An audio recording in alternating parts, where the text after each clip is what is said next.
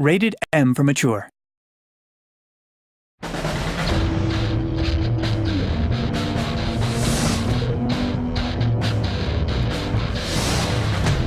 So I'm here with an extremely special guest, someone who I'm a huge fan of, Terry McGovern, who plays Larry in the Walking Dead game. And Terry, I'm so excited to have you here today. Nice to meet you, you son of a bitch. How are you? I'm Good to great. meet you. Wow. Every time I do that voice, I think of George C. Scott. Do you know who he was? I know the name. Terrific actor. Terrific actor. Look him up in Doctor Strange. But he didn't talk like that. That's kind of, I guess, where I got it for Larry. Wow. Not a nice man. Jumping right off the right out of the gate there with That's Larry. That's the way it's done. So before we go into Larry, before we talk about your character in Walking Dead, I want to discuss some of the other stuff you've done. You've done Launchpad McQuack from DuckTales and Darkwing Duck. Well, I've been alive a long time, AJ. So it's good that I've done something.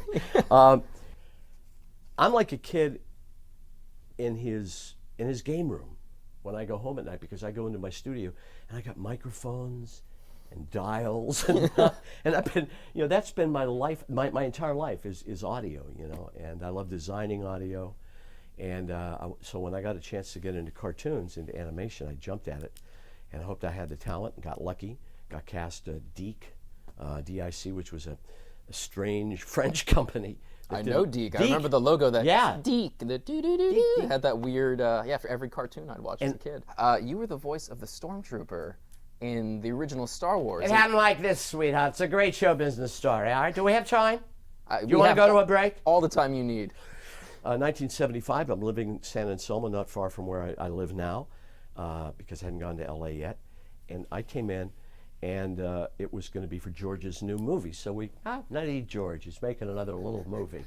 Yeah, what a great kid. He never forgets us. So we went in, it was on Polk Street, and the only thing that, actors are always saying, well, tell me about the part. How old am I supposed to be? What am I wearing? Right. You want to know everything, right? Yeah. And so she said, I don't know, you're some kind of robot. That's vague. I said, a robot.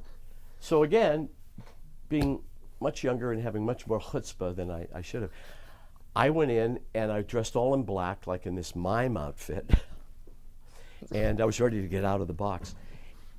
And for giggles, because again, I love sound, I had this little tape recorder.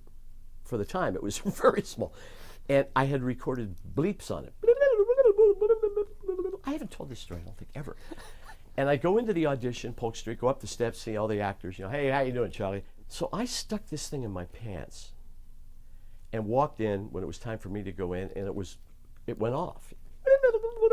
And I did this little robot thing. And Lucas is sitting at the desk, and he goes like this. What is that?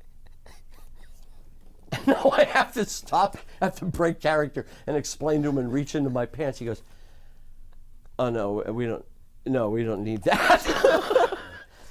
So I thought, well, that's another one.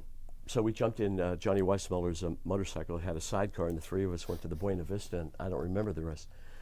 So what kind of audition? Was that for a robot or Stormtrooper? What the hell were you doing? George is a genius. He's a great man, but he doesn't speak. He brought me into his house one night. I only lived 5 minutes away. Me, Morgan Upton, Scott Beach, Jerry Walters, I think that was the group of us, and said, we've made a new movie, and we need some post-production voices. Okay, we're sitting in his big palatial screening room, and we had a stack of paper, and there were lines all over them. And he says, basically, you're like stormtroopers, you're like police. And he was, because Johnny had played that, I don't know if you remember THX 1138, but he had a guy who was kind of a prototypical stormtrooper in there. Right. With the mask and the helmet. So we're ribbing him about it. What, are you going to show us any? What is this? And he says, well, I have a little film I could show you. Okay, George. And he shows on the screen the explosion of the Death Star. And the lights come up. And we looked at each other and went, that's it? He said, that's all I can show you right now. Just do a voiceover of that. So just shut up and do this. And everybody did the same exact lines. We just kept passing the script around. There were random lines. And for some reason or other, they took my track, to be with Alec Guinness in the scene at the cantina. And I saw it 2 years later at a theater in Los Angeles. I mean, I almost lost my mind. Because the guys I'm with have no, I said, I think I have a little voice thing in this. And we were all through it, all four of us, you know, all the good guys. Right. Who can ever forget? Blast Them. Remember that? Yeah. That's you? Yeah. I may need a new pair of pants after that. Back to the Future. Back to the Future. So you were involved. I was in the original, I was in the film. Right. And the film was shot, I guess, 84, and I got a part to play one of the parents. I can't remember whose father I was, but a number of us 35, 40-year-old guys and women were hired to be the parents in the film. And then Zemeckis, who would redo things like that, he fired Eric Stoltz after 30 days of principal photography and brought Michael in. Right. I'm very thankful for that, by the way. Of course. But you're talented. You could have done Eric. So I did my 2 or 3 days on the show, and my agent goes, you're on the cutting room floor. Zemeckis went a whole different way. He had the actors themselves play the adults in prosthetics, but you still get paid. And they put me in the 25th anniversary, my little scene with Michael and Crispin Glover. Really? Yeah. I haven't seen this. We got to see this. Cut to that. All right, so one more fan thing I got to ask you. Yeah. Launchpad from DuckTales, Darkwing Duck. Huge fan. That was something I grew up with, and like Launchpad was, essentially the badass of those cartoons. It destroyed a lot of your generation. He did. Launchpad single-handedly. Yeah. No, I mean, that was a very wholesome show. That was pure Disney. I had one line to read, and I had to drive halfway across the world to read this one line, and I was so frustrated, and I looked and I saw a big stack of scripts from Disney, and it was like, unclean, stay away. If you're not on this list, you can't look at these scripts. So I had this old VHF telephone. I went out to my car and I called my agent and I said, listen to me. I said, if you don't because I saw the Launchpad description and I knew I could nail it. Right. And I said, if you don't get me in for this, I'll hold my breath, or made some idle threat. And he said, all right, relax. And he called Bob Lloyd, who owned VoiceCaster, and said, let this guy get in. He'll get in and get out and won't give you any trouble. So they let me in and do it, and I got it. And this is the insanity of doing voice work.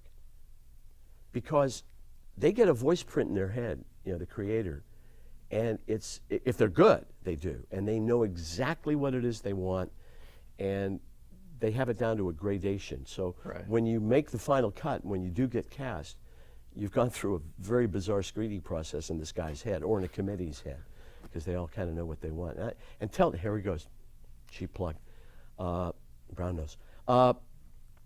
Telltale's got that. Telltale's got that with the professionalism of the writers, the designers. As an actor, I really appreciate the written material. Larry's a great character. I mean, he's not... Larry's very misunderstood. He's well-loved. Everyone loves Larry. Well, he's writing a book. Larry's writing a book? A memoir from My Life from as the beyond. Larry. My Life as Larry. My Life as Larry.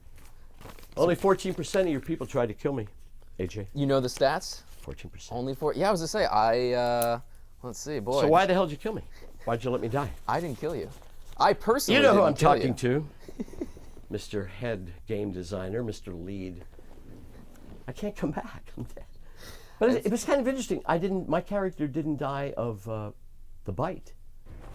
You died of salt. I died of a brick of salt. A brick of salt. How did you No, feel I died. watching- I had a heart attack.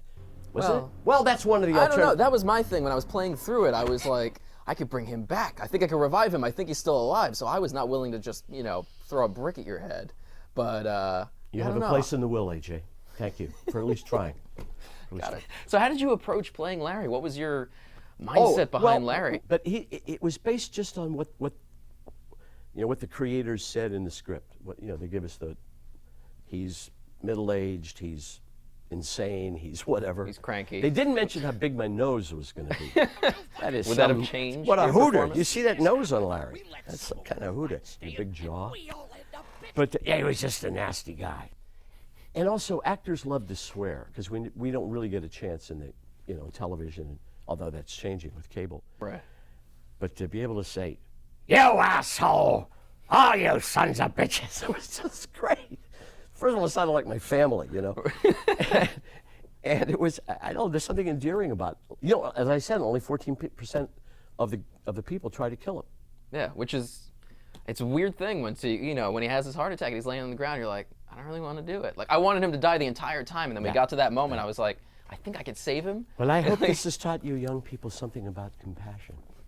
The thing I love about this game is it shows humans how really vile and antisocial we can be. Yeah. You know, that we exclude each other and we only look out for ourselves and for our own. And Larry, underneath it all, cared about his daughter. Yeah, that's the interesting What was thing her about name? Larry. Lily. What was her name? Hey, What is wait. my kid's name? Lily, I think. Yeah. And I don't give a shit about what happens to you. But if anything happens to my daughter or that little girl you've got with you, you watch your ass. So he had some soul. He had some compassion, but he was not a pleasant man. No, not a pleasant man. Please Well, pick up my book. that's all right. Robert is- Kirkman is an alias. Oh, for this you. isn't my book. What is this Walking Dead? I did play the game. You know you were in a game, right? No, but I never played a game. And I got to sit with all the voice actors at Dennis's house for the party. Right. And we all got to kind of kill our characters, which was, it was fabulous. And we all had the controller, and it turned out that only 2 of all the voice actors there had ever played a game before. They were as lost as I was. Wow, really? But now I know why you guys are hooked on it. It's fun. Yeah, really especially is. killing Larry. I didn't do it. There's only 14%. We'll find it. Yeah, we'll find the 14%. You're a very talented man. So are you. You're much more talented. Thank No. you so much for We're all on talking to our me own today. curve. Wherever we are, that's where we are. That's right. That's Keep going, kiddo. you too.